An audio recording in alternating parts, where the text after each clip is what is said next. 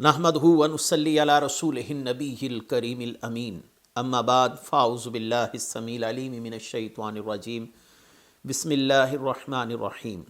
قال اللہ تبارک و تعالی فی القرآن الحکیم ان اللہ وملائکتہ یصلون علی النبی یا ایہا الذین آمنوا صلوا علیہ وسلموا تسلیما الصلاۃ والسلام علیک یا رسول اللہ وعلی آلک واصحابک یا نبی اللہ تعالیٰ کی بے حد و حساب حمد و ثنا جان عالم حضرت محمد مصطفیٰ صلی اللہ علیہ وسلم اور آپ کے جمیع آل و اصحاب کی بارگاہ ناز میں درود و سلام کے نذرانوں کے بعد انتہائی عزت اور احترام کے لائق سامعین ذی قدر میرے دینی اور یقینی دوستوں بزرگوں اور بھائیوں، گزشتہ دنوں پروفیسر طاہر القادری صاحب کے حوالے سے ایک ویڈیو کلپ ہماری نظروں سے گزرا جس میں پروفیسر طاہر القادری صاحب اپنے مجمع میں اس بات کو برملا بیان فرما رہے ہیں کہ سیدنا معاویہ رضی اللہ تعالیٰ عنہ کے حوالے سے کوئی فضیلت اور کوئی منقبت کتب احادیث میں موجود نہیں ہے، اور اس حوالے سے انہوں نے سیدنا امام نسائی رحمۃ اللہ علیہ کے ایک واقعے سے استدلال کیا کہ امام نسائی رحمۃ اللہ علیہ کو جب اہل شام نے زد و کوب کیا اور ان سے سیدنا معاویہ رضی اللہ تعالیٰ عنہ کے فضائل بیان کرنے کے حوالے سے گفتگو کی تو حضرت معاویہ رضی اللہ تعالیٰ عنہ نے کیا جواب دیا کہ میں تمہیں مناقب معاویہ کہاں سے سناؤں، وہ تو 1500 سال کے بعد ایک فرقہ پیدا ہوگا پاکستان میں، وہ لوگوں کو مناقب معاویہ سنائے گا گھڑ کر، اور جن کا سارا مدار ہی مناقب معاویہ بیان کرنے پر ہوگا جن کے مسلک کا۔ تو اس گفتگو سے انہوں نے تاثر دینے کی یہ کوشش کی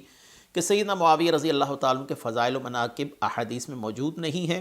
اور سیدنا معاویہ رضی اللہ تعالیٰ کے فضائل و مناقب بیان کرنا یہ ایک نیا معاملہ ہے، امت میں پہلے یہ موجود نہیں ہے۔ تو ہم اس بات کے حوالے سے آج گفتگو کریں گے۔ اب آپ یہی گفتگو طاہر القادری صاحب کی زبان سے سن لیجئے انشاءاللہ العزیز، اس کے بعد ہم اپنی گفتگو کی طرف آتے ہیں۔ کہ حضرت معاویہ کی شان میں بھی ایسے مناقب روایت سنائیں، آپ نے جواب دیا ایسے مناقب و فضائل ان کی شان میں آقا علیہ السلام نے فرمایا ہی نہیں ہے، میں تمہیں کہاں سے سناؤں؟ وہ تو 1500 سال کے بعد ایک فرقہ پیدا ہوگا پاکستان میں، وہ تمہیں سنائے گا گھر کے۔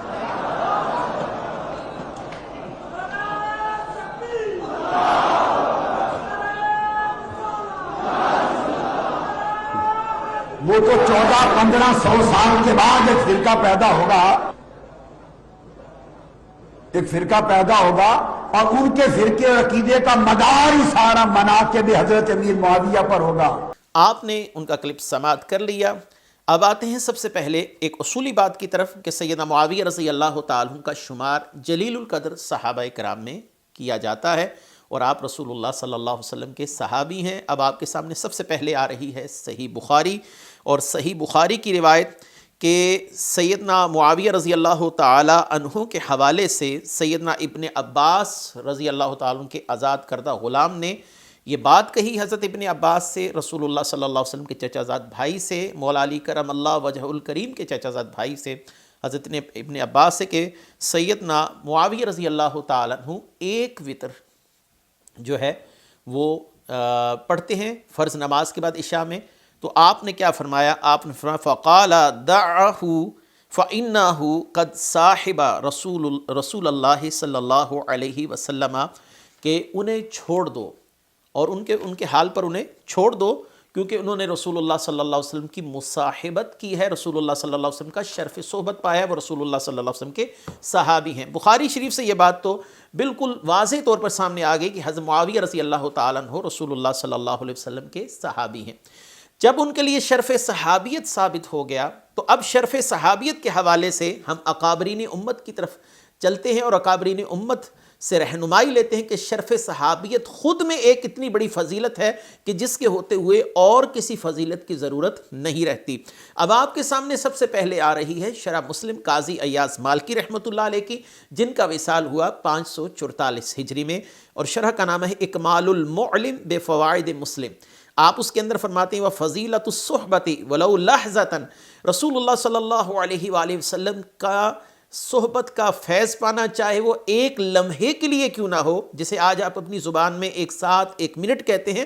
آگے چل کے کہتے ہیں لا یوازیہا عمل ولا ینال درجتھا بشیء، کہ اس مقام تک نہ کوئی عمل پہنچا سکتا ہے، نہ ہی کوئی انسان کسی کسب کے ساتھ اس مقام اور درجے کو پا سکتا ہے کہ جو رسول اللہ صلی اللہ علیہ وسلم کی صحبت پانے والے کو رسول اللہ صلی اللہ علیہ وسلم کی صحبت سے حاصل ہوا۔ یعنی فضیلت صحبت تمام عبادات سے بڑھ کر ایک ایسی صحبت ہے، ایک ایسی فضیلت ہے کہ عبادات بھی اس مقام تک کسی انسان کو نہیں پہنچا سکتی۔ اس کے بعد اب آپ کے سامنے آ رہا ہے امام قرطبی رحمۃ اللہ علیہ کا حوالہ، امام ابو عبداللہ محمد بن احمد بن ابو بکر القرطبی، جن کا وصال ہے 671 ہجری میں۔ آپ سورہ ال عمران آیت نمبر 110 کی تفسیر کے اندر فرماتے ہیں وَإِلَى هَذَا ذَهَبَ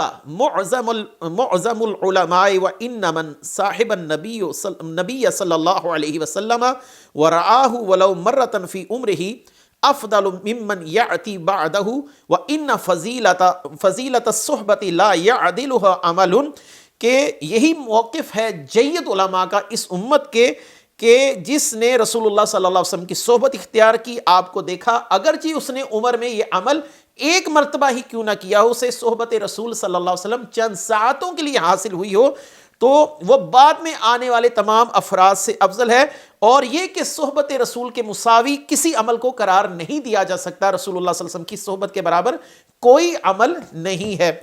اب آتے ہیں مجدد علی افسانی رحمۃ اللہ علیہ کی طرف۔ آپ اپنے مکتوبات میں مکتوب نمبر 120 کے اندر بھی یہی گفتگو فرما رہے ہیں، یا آپ کے سامنے آ رہا ہے مکتوبات کا حوالہ، مکتوب نمبر 120 ہے۔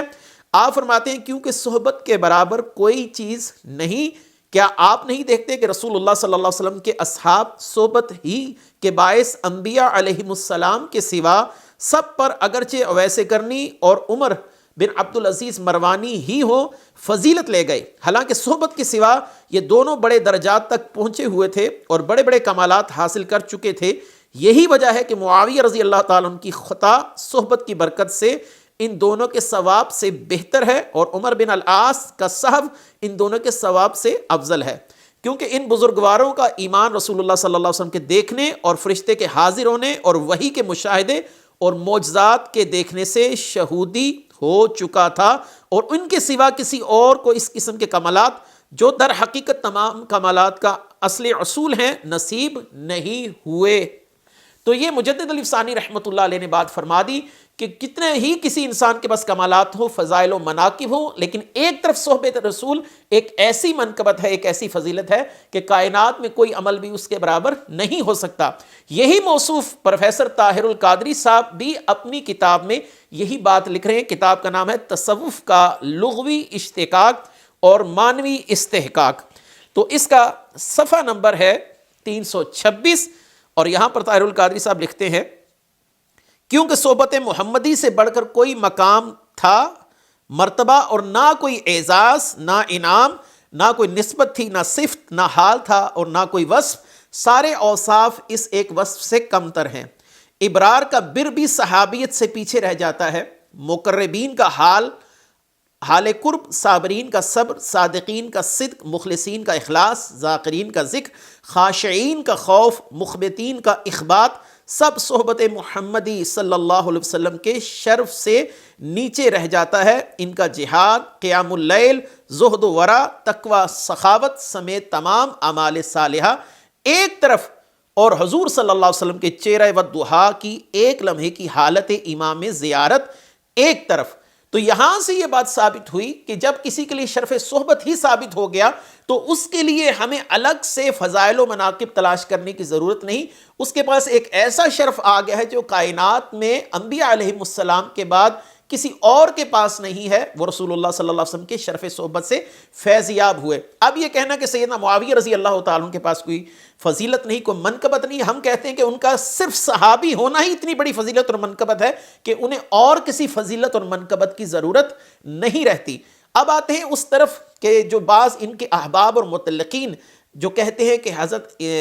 اسحاق بن راہویہ نے کہا کہ حضرت معاویہ رضی اللہ تعالیٰ عنہ کے فضائل و مناقب میں کوئی صحیح حدیث موجود نہیں ہے۔ تو جب ہم کہتے ہیں کہ وہ صحابی ہیں اور جو صحابہ کے لیے عمومی طور پر فضائل ثابت ہوئے، تو حضرت معاویہ رضی اللہ تعالیٰ عنہ کے لیے وہ فضائل خود بخود ہی ثابت ہو جائیں گے۔ جو قرآن میں صحابہ کی فضیلتیں بیان ہوئی، جو قرآن میں صحابہ کے مناقب بیان ہوئے، تو حضرت معاویہ رضی اللہ تعالیٰ عنہ ان فضائل و مناقب میں تمام صحابہ کے ساتھ برابر کے شریک ہیں۔ یہی بات المنار المنیف کے اندر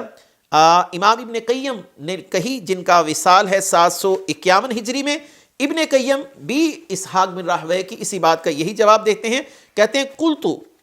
ومرادہ ومراد من قال ذلك من اہل الحدیث انہ لم یصح عندهم حدیث فی مناقبہ بخصوصہ وان لم فما صح عندهم فی مناقب الصحابۃ علی العموم ومناقب قریش فمعاویہ رضی اللہ عنہ داخل فیہ، کہ جو صحابہ کرام کے عمومی فضائل اور مناقب یا قریش کے فضائل و مناقب احادیث میں قرآن کی آیات میں عمومی طور پر بیان ہوئے، حضرت معاویہ رضی اللہ تعالیٰ عنہ ان میں داخل ہیں۔ اس طرح حضرت معاویہ رضی اللہ تعالیٰ عنہ ان تمام مناقب اور فضائل میں تمام صحابہ کے ساتھ برابر کے شریک ہیں جو دیگر صحابہ کے لیے بیان کیے گئے۔ حضرت معاویہ رضی اللہ تعالیٰ عنہ کے لیے اگر بالفرض یہ بات مان بھی لی جائے کہ آپ کے لیے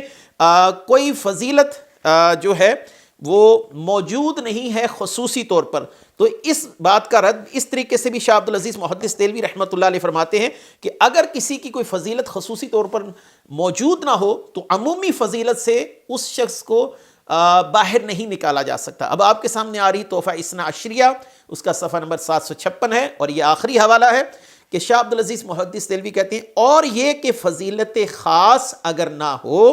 تو فضیلت عام کو نظر انداز نہیں کرنا چاہیے، اور نہ اس کے تقاضوں اور حقوق سے چشم پوشی کرنی چاہیے، اور یہ مقدمہ عقل و نقل دونوں سے ثابت ہے۔ عقل سے تو اس طرح کہ یہ ظاہر کہ خاص کے اٹھ جانے سے عام نہیں اٹھتا۔ تو شاہ عبدالعزیز محدث دہلوی رحمۃ اللہ علیہ نے اس مسئلہ کو بھی حل کر دیا کہ اگر کسی کی خصوصی طور پر کوئی فضیلت منقول نہ ہو تو عمومی فضائل سے اس شخص کو باہر نہیں نکالا جا سکتا۔ تو ان تمام گفتگوؤں سے یہ بات ثابت ہو کہ حضرت معاویہ رضی اللہ تعالیٰ عنہ صحابی ہیں، اور صحابہ کے پاس اتنا بڑا شرف موجود ہے کہ کسی شخص کی عبادت، کسی شخص کا کوئی بھی معاملہ اسے اس مقام تک نہیں پہنچا سکتا۔ اور حضرت معاویہ رضی اللہ تعالیٰ عنہ کے اگر خصوصی فضائل کی نفی کر بھی دی جائے، جیسا کہ اسحاق بن راہویہ کے قول سے عمومی طور پر یہ لوگ استدلال کرتے ہیں، تو عمومی فضائل حضرت معاویہ رضی اللہ تعالیٰ عنہ میں پائے جاتے ہیں جو دیگر صحابہ کرام کے لیے قرآن و حدیث میں موجود ہیں۔ وآخر دعوانا ان الحمد للہ رب العالمین۔